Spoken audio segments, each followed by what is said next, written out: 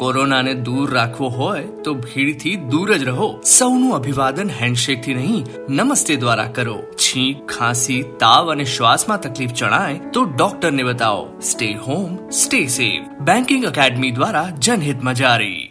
नमस्कार, मैं संदीप चौधरी आप सभी लोगों का बैंकिंग एकेडमी के YouTube channel study with banking academy में आपका हार्दिक अभिनंदन करता हूं. पूरे बैंकिंग एकेडमी परिवार की तरफ से जी हाँ, आज का करंट अफेयर लेकर मैं आप लोगों के सामने फिर से हाजिर हूँ. जैसा कि आप लोगों के सामने सबसे पहले जो स्लाइड आई थी उसके अंदर लिखा हुआ था कि today's banking academy news and current affairs, और साथ में एक नीचे नाम लिखा हुआ था कि आज हम इस लेक्चर के बाद एक ऐसे स्टूडेंट से मिलने वाले हैं जो कि इस समय बैंक ऑफ इंडिया के अंदर जॉब कर रहा है, दीपक दाइमा. तो हाँ जी, आज हम उनकी कहानी सुनेंगे उनकी ज़ुबानी से, यानी कि वो खुद अपनी कहानी जो है सक्सेस स्टोरी आप लोगों के सामने बताएंगे. किस तरीके से उन्होंने स्ट्रगल किया, किस तरीके से, यानी कि जब वो तैयारी करने लगे थे तब से लेके और जब तक उनको ज्वाइनिंग मिली तब तक, यानी कि किस तरीके से उन्होंने मेहनत की, वो सारी चीज़ें आप लोगों के सामने वो रखेंगे. तो सबसे पहले अपने बात करते हैं आज की कुछ इंपॉर्टेंट न्यूज़ की कि जो डेली के जो न्यूज़ है वो उसमें आज का इंपॉर्टेंट पार्ट क्या क्या रहेगा. तो आपके सामने देखिए स्लाइड दिया गया है. एनटीपीसी लॉन्च हाइड्रोजन फ्यूल बस एंड कार प्रोजेक्ट फॉर ले एंड न्यू दिल्ली, यानी कि ले और न्यू दिल्ली के लिए हाल ही में एक प्रोजेक्ट लॉन्च किया है बस और कार का एनटीपीसी ने, तो उसके बारे में हम चर्चा करेंगे. उसके बाद में दिया गया है सेकंड कि आसाम गवर्नमेंट ने हाल ही में एक न्यू स्कीम लॉन्च की है जिसका नाम है धनवंतरी, उसके बारे में चर्चा करेंगे. और थर्ड है अपने पास मध्य प्रदेश गवर्नमेंट द्वारा एक हाल में स्कीम लॉन्च की गई है जीवन शक्ति योजना, उसके बारे में हम लोग चर्चा करेंगे.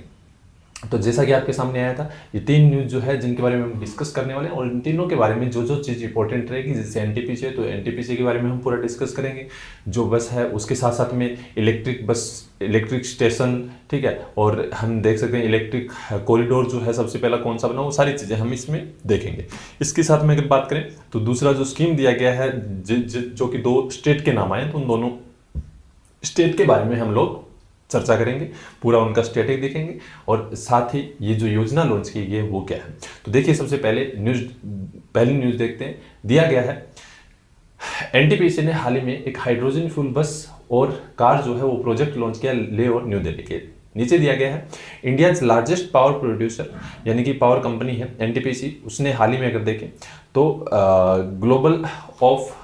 ग्लोबल एक्सप्रेशन ऑफ इंटरेस्ट, यानी कि कहने का तात्पर्य कि ये जो कंपनी है इस कंपनी ने क्या किया है, हाल ही में 10 बस और उसके साथ साथ में 10 हाइड्रोजन फ्यूल सेल की कारें जो है वो भी लॉन्च की है. जिसमें अगर हम देखें तो सबसे बड़ी चीज़ कि ये सिर्फ और न्यू दिल्ली और ले के लिए लॉन्च किया गया है, ठीक है. इसमें अगर हम बात करें तो ये जो एनटीपीसी है पूर्ण स्वामित्व वाली सहायक कंपनी है एनटीपीसी विद्युत व्यापार, यानी कि एनटीपीसी की कंपनी है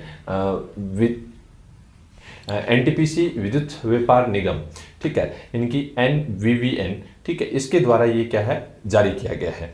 जिसमें अगर देखें तो नीचे अपने पास लिखा हुआ है हाईलाइट के अंदर कि the first of its kind move aim to producer hydrogen fuel cell based vehicle, यानी कि सबसे पहली चीज़ कि जैसा कि हमें मालूम है कि धीरे धीरे हम लोग क्या है कि इलेक्ट्रिक बसेस की तरफ बढ़ रहे हैं. बहुत सारे स्टेट ऐसे हैं जहां पर इलेक्ट्रिक बसेस शुरू की गई थी.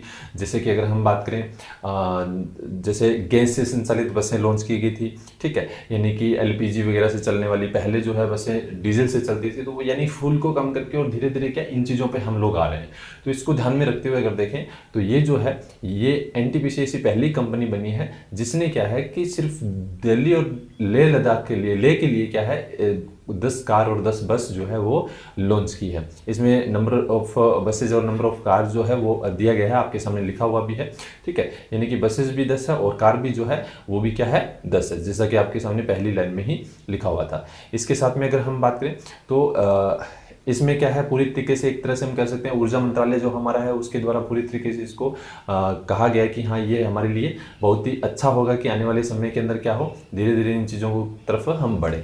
इसके साथ में अगर हम बात करें एनटीपीसी के बारे में, तो एनटीपीसी के बारे में दिया गया है national thermal power corporation limited foundation हुआ था 7 नवंबर 1975 में. हेडक्वार्टर है न्यू दिल्ली, चेयरमैन और MD है गुरदीप सिंह. इसके साथ में अगर देखें तो इंडिया का पहला जो है first electric vehicle charging station जो है वो नागपुर के अंदर लगाया था 2019 के अंदर।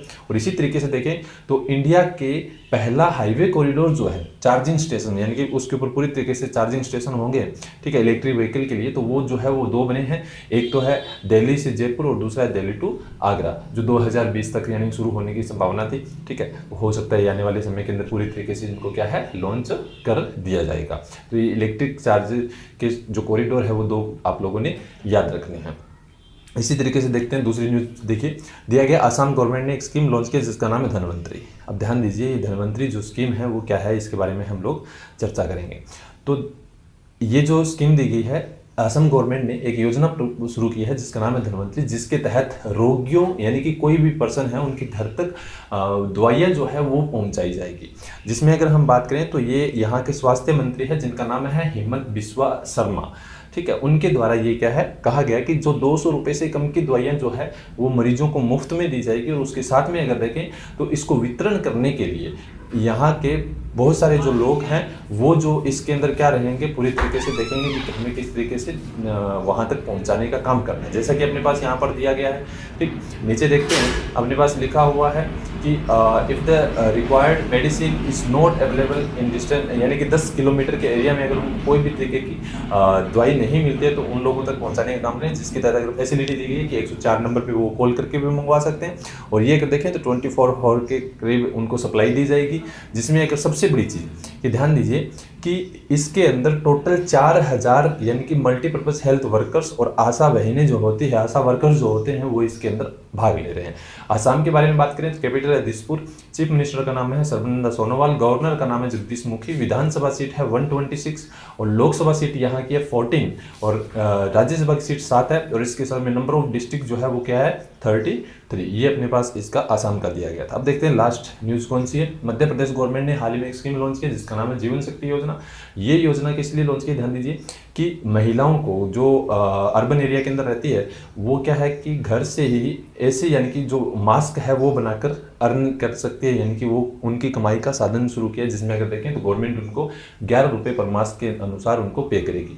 जिसके अनुसार देखें तो ये रेट जो है वो फिक्स रहेगा और डिस्ट्रिक्ट लेवल पर इनको परचेज किया जाएगा उन लोगों से। और जिसमें अगर देखें तो ऑनलाइन उनको यानी कि क्या है पेमेंट ट्रांसफ़र की जाएगी, ऑनलाइन ही उनको यानी कि बनाने का ऑर्डर दिया जाएगा।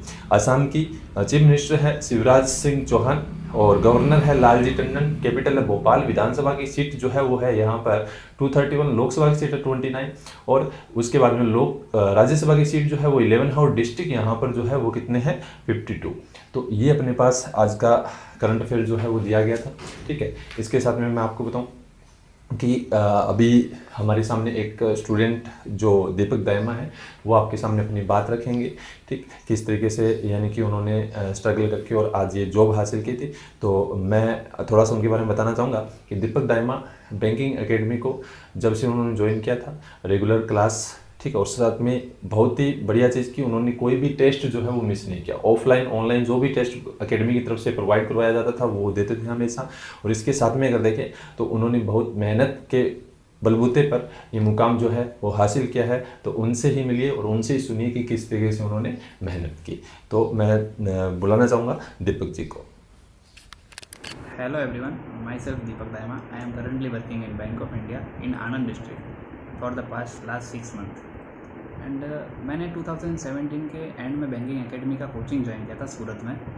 एज अ कॉमर्स स्टूडेंट मुझे शुरू से इंटरेस्ट था बैंक में वर्क करने का।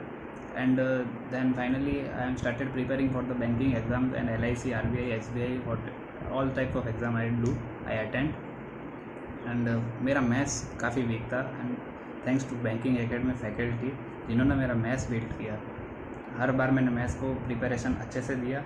बट मैंने एक बात सीखी थी इसमें कि कंसिस्टेंसी होना बहुत ज़रूरी है, कोई भी सब्जेक्ट हो आपका, मैथ्स, रीजनिंग या इंग्लिश। मैं जॉब भी करता था, जॉब के साथ साथ मैंने पढ़ाई का प्रिपरेशन किया।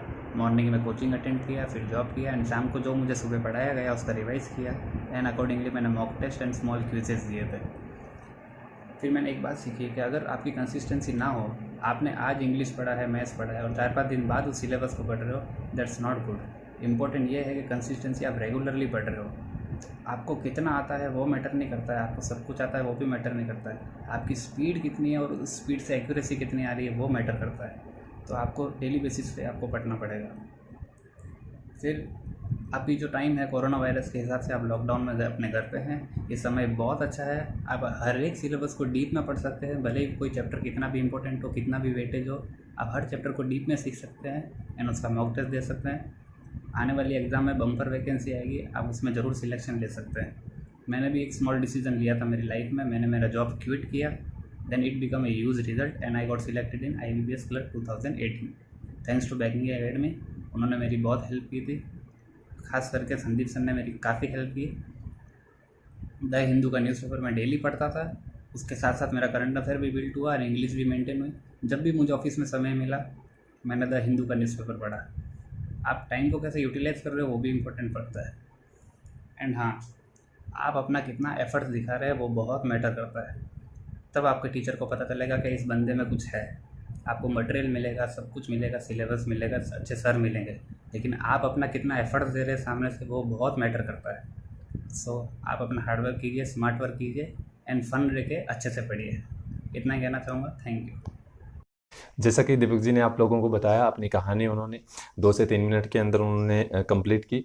ठीक है, जो भी उन्होंने चीज़ें बताई है उन पे थोड़ा ध्यान दीजिए। और सबसे बड़ी चीज़ कि हम जो है वो तो सिर्फ एक जरिया है आप लोगों को पहुंचाने का, बाकी मेहनत जो है वो आप लोगों ने ही करनी है, तभी आप लोग अपने मुकाम तक पहुंच पाते हो। बहुत सारे स्टूडेंट हैं, समय समय पे आप लोगों के सामने मेरी जो भी करंट अफेयर की न्यूज़ आएगी, ठीक है, जो भी मैं आप लोगों को डेली जो वीडियो प्रोवाइड करूँगा उसके अंदर आप लोगों से मिलते रहेंगे टाइम टू टाइम और आपको मोटिवेट करते रहेंगे। Thank you so much.